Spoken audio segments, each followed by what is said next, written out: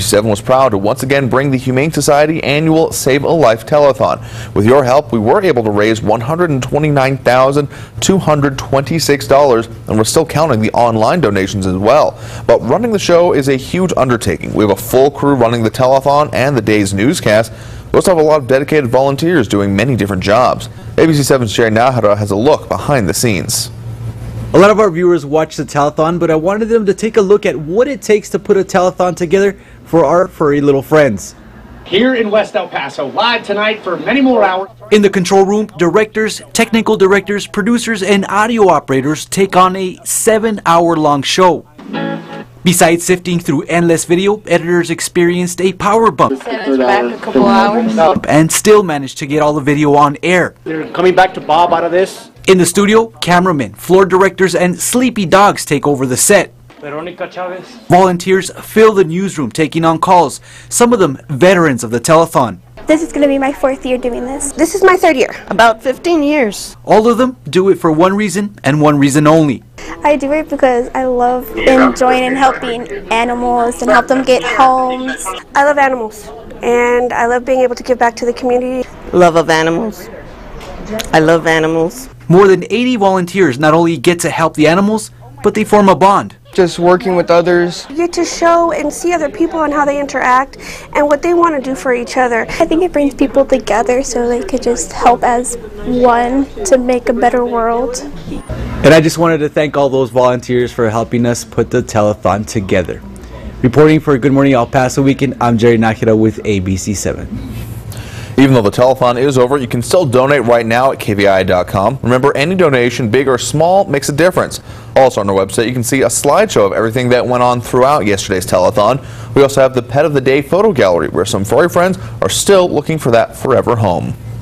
If you haven't taken advantage of the tax-free savings, you still have one more day. Tax-free weekend is underway in both Texas and New Mexico. You can expect the malls, outlets, and just about everywhere, every store with back-to-school supplies to be packed through today. Here in Texas, shoes, clothes, backpacks, and school supplies will not be taxed, but each individual item must be less than $100.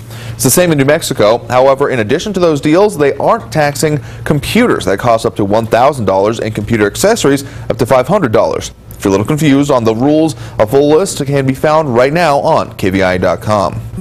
And while many borderland residents spent their Saturday shopping, others were left to shovel water and mud away from their homes.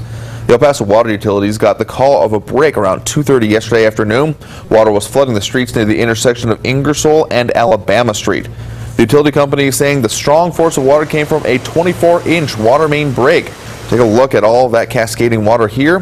Fortunately, we were told that no customers ended up being affected, even though people like that person right there were having to shovel the aftermath away from their homes. But getting to our Storm Track weather now, let's get your first forecast with Storm Track meteorologist Stephen Decatur. Good morning, Stephen. Good morning, Andrew. Rain has died down here in the borderland. We had those storms yesterday afternoon, but this morning things are fairly quiet on the radar, and those showers and thunderstorms are going to stay quiet this morning until the afternoon. That's when they'll really begin to pop once again, but there's only a 10% chance of rain in Las Cruces and El Paso, so it doesn't look very likely that we'll see any precipitation. You can see just a few light showers back towards Silver City this morning. Everyone else is starting off the day dry and very sunny. That's allowing temperatures to warm up quickly, already near 80 in El Paso, 76 in Las Cruces, still a nice cool 68 in Silver City, 73 in Deming at the present time. Now coming up, we're going to be near 100 degrees once again today and to start the work week, but tropical moisture looks to make its way to the borderland and in the southwest as we head through the week, so that could lead to some much cooler temperatures in the forecast and plenty of precipitation. I'll have those details coming up, Andrew. All right, thanks, Stephen. Check back in just a bit. Meantime, though, drivers on the west side, listen up. We have a traffic alert you need to be aware about for the next week. TxDOT says the complete closure of I-10 is scheduled for next Sunday from 3 a.m. Monday to Monday morning at 5 a.m.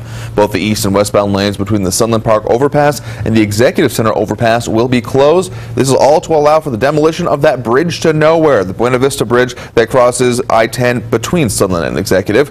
The detours around that closure will have to take either Mesa or Trans Mountain to try to get from east to west. Speaking of traffic, let's take a live look outside this morning. This is I-10 in Joe Battle near Loop 375. And you can see those traffic blocking trucks over there on the left side of the screen. All the traffic is flowing fine for right now, but there is another closure in place nightly from 7 p.m. to 5 a.m. for some of these parts, Loop 375 and near Joe Battle. So be aware of that as you plan for the rest of your week. This is through next Friday. But again, for right now, moving along just fine. We have no other major problems in traffic to worry about this morning. Police say a fight at a lounge in El Paso's Lower Valley is what led up to a Friday night stabbing.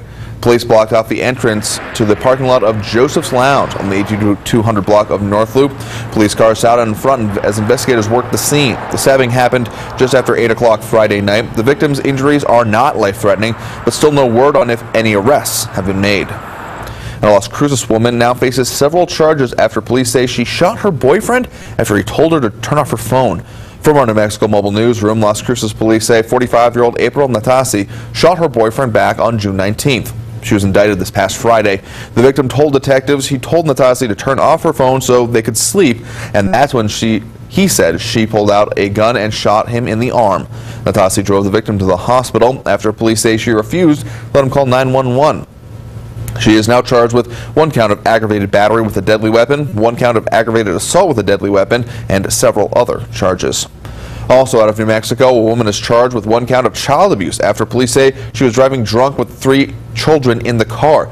Police say 36-year-old Angelica Lozano showed multiple signs of being intoxicated back in May at the Santa Teresa port of entry. Friday, she was indicted by a grand jury as well. Reports say Lozano blew a .21 blood alcohol level, which is more than twice the legal limit. On top of the child abuse charges, Lozano also faces 1 count of aggravated driving while under the influence.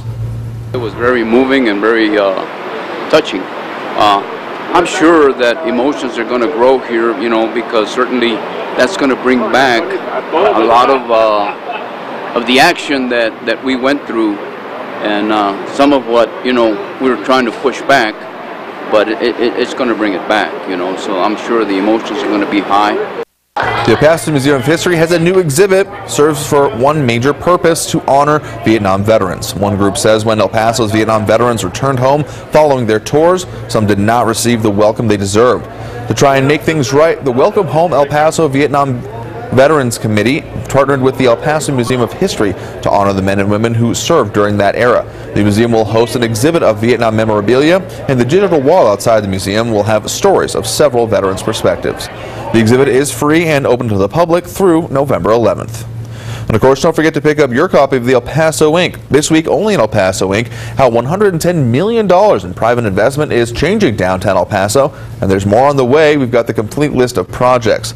And why the first place Chihuahuas say things are only going to get even better for the team and ballpark attendance.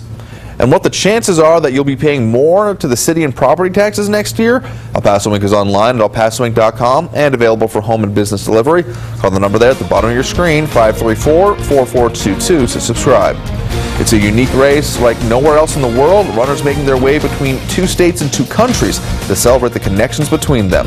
And an air assault now underway in Florida. The new tactics being used to combat the spread of a seriously concerning disease. It is just before 8:10 right now. Taking one more look at live traffic this morning. I-10 and Joe Battle. Again, traffic moving along just fine. Not a terrible lot of people out on the roads this morning. We have no major problems to report either. And storm track weather, Stephen. Temperatures near 100 degrees once again today, but much cooler weather is on the way. I'll have those details coming up. Watching ABC 7, where news comes first.